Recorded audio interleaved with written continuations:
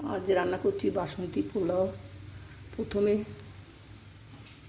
Dry ফ্রুটসগুলোকে ভেজে নিয়েছি, কাজু আর কিশমিশ ভেজে নিয়েছি ঘিয়ের মধ্যে। তারপরে ঘিয়ের মধ্যে চালটাকে দিয়ে, গোবিন্দভোগ চাল দিয়ে এটাকে ভেজে নিচ্ছি। এর মধ্যে লবণ আর ফুড কালার আমি দিইনি, আমি হলুদ দিয়েছি।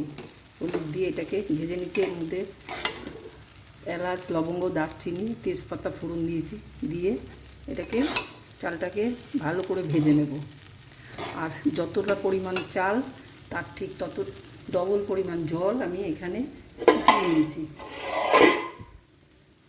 চালটা যখন আমার ভাজা হয়ে যাবে পুরো, তখন আমি চালটা ওই ফোটানো জলের মধ্যে দিয়ে দেব।